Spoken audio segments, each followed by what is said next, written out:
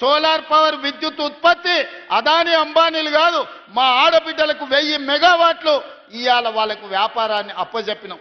Hitech city పక్కన Microsoft, Infosys, Wipro లాంటి కంపెనీలే కాదు, ఇవాళ 3.5 ఎకరాలు 100 కోట్ల రూపాయల భూమి, 150 షాపులు వాళ్ళు ఉత్పత్తి చేసిన వస్తువులు అమ్మనికే శిల్పారామం పక్కన మా ఆడబిడ్డలకు ఇచ్చినాం. రైతులకు రైతు బోనస్ ఇచ్చినాం, రైతులకు రైతు రుణమాఫీ చేసినాం. ఆనాడు ఒరేసుకుంటే ఉరేసుకున్నట్టే అంటే ఈనాడు మీరు వరి వండించండి, సన్న వడ్లకు 500 రూపాయల బోనస్ ఇస్తామని దేశంలోనే ఈ 2 ఏళ్లలో ప్రతి సంవత్సరం అత్యధికంగా వడ్లు పండించినాం. ప్రతి వాళ్లకు గిట్టుబాటు ధరతో పాటు 500 బోనస్ ఇచ్చినాం. అత్యధికంగా ఇవాళ లబ్ధి పొందిన జిల్లా నిజామాబాద్ జిల్లా. ఈ జిల్లాలో పండించిన వడ్లు దాయానికి గోడౌన్లే లేవని పెద్దలు సుదర్శన్ రెడ్డి గారు ఇప్పుడే చెప్పారు. నిరుద్యోగ యువకులకు 70,000 ఉద్యోగాలు ఈనాడు మేము లెక్క కట్టి ఇచ్చినాం. కేసీఆర్ నీకు అనుమానం ఉంటే ఫామ్ హౌస్ల నుంచి ఎల్పీ స్టేడియం రా, 70,000 మంది విద్యార్థులను ఉద్యోగాలు ఇచ్చిన వాళ్ళను తలలు లెక్క కట్టి లెక్క చూపితే ఒక్క తలకాయ తగ్గినా నా తల తీసుకుంటా. 70,000 ప్రభుత్వ ఉద్యోగాలు మేమిచ్చి చూపించినాం. గ్రూప్ 1 2011 తర్వాత పరీక్షలు 15 ఏళ్ళు పెట్టకపోతే పరీక్షలు పెట్టి ఉద్యోగాలు ఇస్తే కాళ్ళ కట్టెబెట్టి కోర్టులో లిటిగేషన్లు పెడితే నిన్న హైకోర్టు చెంప చెల్లుమని కొడితే 562 మంది గ్రూప్ 1 ఉద్యోగాలను నియామక పత్రాలు మేము అందించినాం. మా ఆడబిడ్డలు కానీ, రైతులు కానీ, నిరుద్యోగ యువకులు కానీ, అభివృద్ధి కార్యక్రమాలు కానీ, ఔటర్ రింగ్ RRR కానీ ఇట్లా చెప్పుకుంటూ పోతే ప్రతి అభివృద్ధి కార్యక్రమాన్ని ఈ 2 ఏళ్లలోనే మనం చేసుకున్నాం.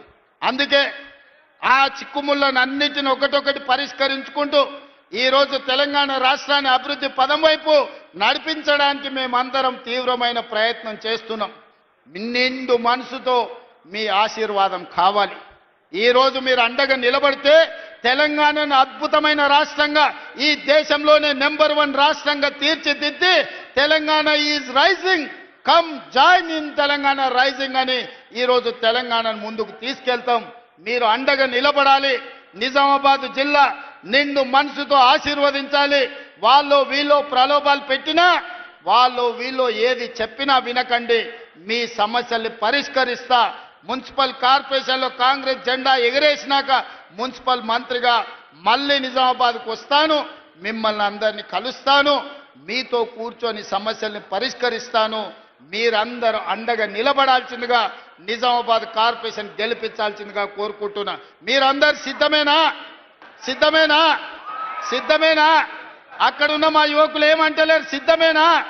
సిద్ధమేనా? సిద్ధమేనా? సిద్ధం అన్నోళ్ళందరూ మా అక్కలు చేయలేతిరా. మీకేమైందా? ఎత్తురి చేయిపైకి మా ఆడబిడ్డలు చూడు ఎంత మంచిగా పాలపిట్ట లెక్క కనిపిస్తున్నారు. ఇందిరమ్మ చీర కట్టుకొని హెలికాప్టర్లు వస్తుంటే మా అక్కలు నడుచుకుంటూ వస్తే దసరా పండుగ నాడు పాలపిట్టల్ని చూసినట్టు ఉన్నది. మా అక్కలందరూ ఇంతమంది పాలపిట్టలు వచ్చినాక ఈ గెలుపు ఖాయమైన నమ్మకమైంది. చేయి పైకెత్తిన వాళ్ళందరూ నాతో పాటు కలపండి. జై కాంగ్రెస్, జై జై కాంగ్రెస్. హస్తం గుర్తుకే, హస్తం గుర్తుకే.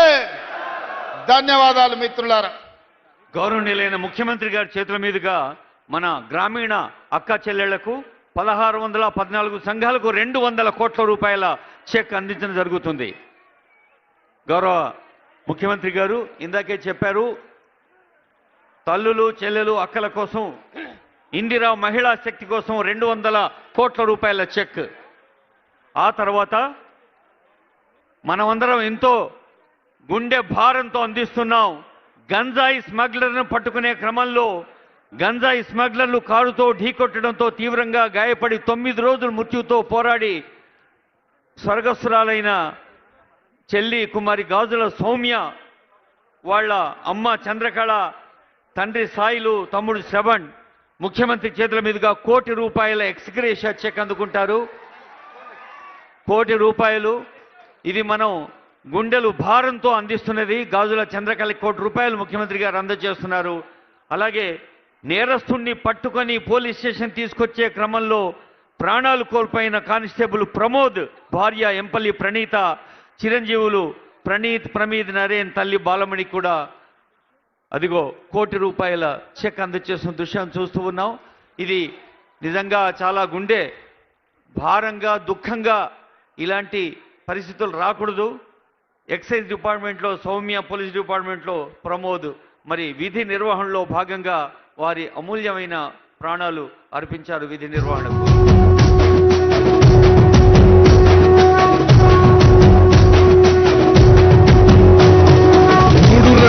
జెండా బట్టి సింగమోలే కదిలినాడు ఒక్కరో కాంగ్రెస్ సూర్యుడు మన రేవంత్ అన్న నిక్కదీసి అడిగే మునగాడు వీడు భూమిన వానైతాడు పిదసాదల ధైర్యం వీడు దొంగ దొరల భరతం పడతాడు మన రేవంత్ అన్న పేద ఇంటికి పండుగ తెస్తాడు.